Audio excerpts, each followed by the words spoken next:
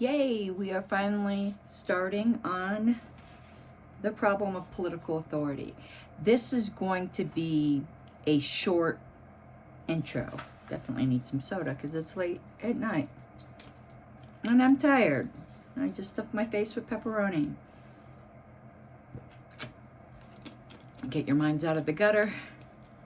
I'm literally talking about pepperoni. All right, so I just went through the preface and I have some comments to add on that. So again, just a couple pages, but the way the preface starts is, the book addresses the foundational problem of political philosophy, the problem of accounting for the authority of government. This authority has always struck me as puzzling and problematic. And I have to say, my hair's all crazy, that to my shame, until well into adulthood, I just never even questioned it. And I think most people are that way. Why should 535 people in Washington be entitled to issue commands to 300 million others? And why should the others obey?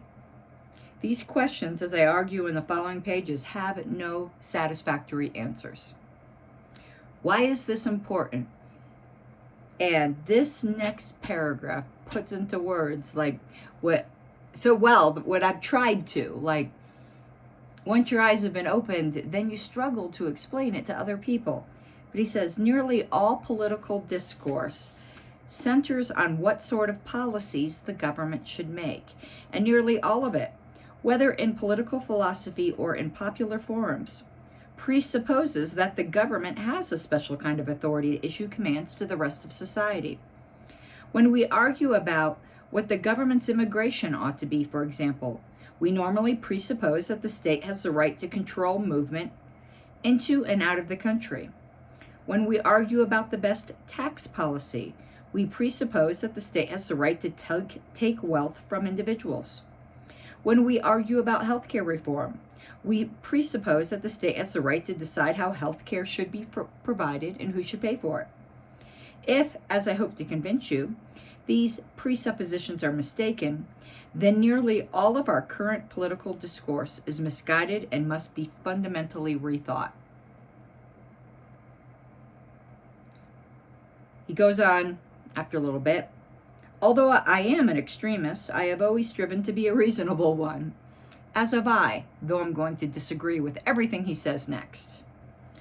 I reason on the basis of what seems to me common sense ethical judgments. I do agree with him there. Here's where we start to disagree. I do not assume a controversial grand philosophical theory, an absolutist interpretation of some particular value, or a set of dubious empirical claims. Common sense ethics in itself is an absolutist claim.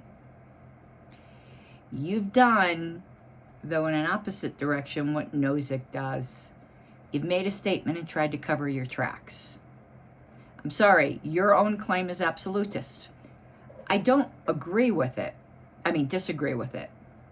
I just disagree with your need to characterize people that might come to the same conclusion from other presuppositions, such as a deontological one, as I do, that we're just absolutists and it's grand controversial. That's just well poisoning, and I hope that's beneath you. This is to say that although my conclusions are highly controversial, my premises are not. And I don't think my premises are either, and I doubt yours are. I bet you they are very complimentary. I just don't appreciate being insulted in the preface. Furthermore, I have striven to address alternative viewpoints fairly and reasonably. We shall see. I don't know if he's referring to here the alternative viewpoints that would justify government, or the alternative viewpoints that would come to his same conclusion, but by some different routes. I consider in detail the most interesting and initially plausible attempts to justify governmental authority. When it comes to my own political view, I address all important objections found in the literature and oral tradition. So that's all I really wanted to go over in the preface. I think it sets up for our journey very well. And where we will be going next time is starting with, I don't think you can see that, part 1, the illusion of authority. I love that. But I do want to actually read where the way he explains how he broke down the book. He said chapters 2 through 5 discuss philosophical theories about the basis of state authority. Chapter 6 discusses psychological and historical evidence regarding our attitudes about authority. Chapter 7 asks the question, if there is no authority, how ought citizens and government employees to behave? It is here that the most immediately practical recommendations appear. Part 2 of the book proposes an alternative social structure not based on authority. Chapters 11 through 12 address the most obvious practical problems for such a society. The last chapter discusses whether and how the changes I recommend might come about. So I like having a roadmap. So it looks like, it's funny where he just says chapters 2 through 5 discuss philosophical theories. He doesn't say what chapter 1 does. Hopefully you notice that as well. Chapter 1's called The Problem of Political Authority. And I don't know why he didn't include that in the preface. It looks like it's just like an introduction to the book. And perhaps that's why.